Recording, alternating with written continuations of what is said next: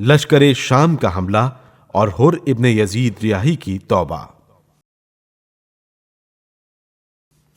ابن سعد کا حکم پاتے ہی تمام لشکر جنگ پر آمادہ ہو گیا، مگر حر ابن یزید ریاحی لشکر سے علیحدہ ہو کر کھڑے ہو گئے اور تھوڑی دیر بعد اپنے لشکر سے جدا ہو کر ایک طرف کو چلنے لگے۔ قرہ ابن قیس کو خیال ہوا کہ شاید گھوڑے کو پانی پلانے کی غرض سے جا رہے ہیں۔ پوچھا، کیا تم نے آج اپنی گھوڑے کو پانی نہیں پلایا؟ حر نے کہا، ابھی تو نہیں پلایا ہے، جب جی میں آئے گا پلا لوں گا۔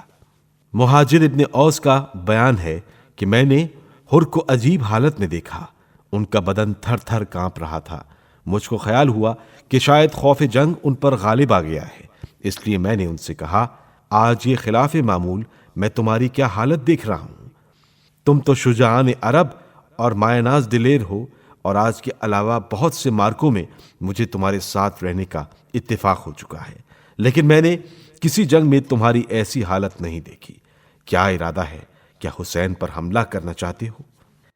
حر کچھ آگے بڑھ گئے تھے، انہوں نے مجھ کو وہیں سے جواب دیا کہ میں اپنے کو جنت و دوزخ کے درمیان پا رہا ہوں، خدا کی قسم کوئی بھی چیز جنت کے مقابلے میں نہیں ہے، میں جنت کو نہیں کھو سکتا، چاہے میرے ٹکڑے ٹکڑے کر ڈالیں یا مجھے آگ میں جلا ڈالیں۔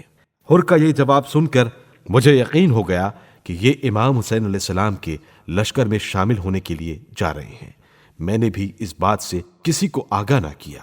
پھر حر اپنے گھوڑے کو چابک لگا کر حضرت امام حسین علیہ السلام کے قریب پہنچ گئے۔ میں برابر افسوس کرتا رہا کہ اگر حر نے اسی وقت مجھ پر اپنا یہ ارادہ ظاہر کر دیا ہوتا تو میں ضرور ان کے ہمراہ ہو جاتا۔ مہاجر کا دعویٰ محض دعویٰ تھا، ورنہ وہ امام حسین علیہ السلام کے لشکر میں شامل ہونا چاہتا تو حر کے ساتھ ہی امام کے لشکر میں شامل ہوتا۔ اس کے بعد حر نے گھوڑے کو ایڑ لگائی اور امام حسین علیہ السلام کی طرف روانہ ہو گیا۔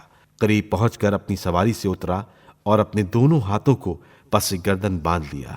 جیسے ہی امام علیہ السلام کے قریب پہنچا، اپنے آپ کو زمین پر گرا دیا اور خاک پر لوٹنے لگا، اور دعا کے یہ فقرے زبان پر تھے، خدایا میں تیری بارگاہ میں معافی کا طلبگار ہوں، میری توبہ کو قبول فرما، میں نے تیرے خاص بندوں کے دلوں کو دکھایا ہے اور تیرے نبی کی بیٹی کے لخت جگر کا دل دکھایا ہے۔ حضرت امام حسین علیہ السلام نے حر کی یہ حالت دیکھی تو فرمایا، حر اپنے سر کو اٹھاؤ۔ حر نے سر کو جھکائے ہوئے عرض کیا، فرزند رسول، میں وہ شخص ہوں کہ جس نے آپ کو مدینہ واپس جانے نہیں دیا اور آپ پر تمام راستوں کو بند کر دیا۔ کیا واقعاً مجھ ایسے گناہگار کے لیے بھی توبہ کی گنجائش ہے؟ امام حسین علیہ السلام نے ارشاد فرمایا، ہاں تمہارے لیے بھی امکان توبہ ہے، اپنے سر کو زمین سے اٹھاؤ، اللہ نے تمہاری توبہ کو قبول کر لیا ہے۔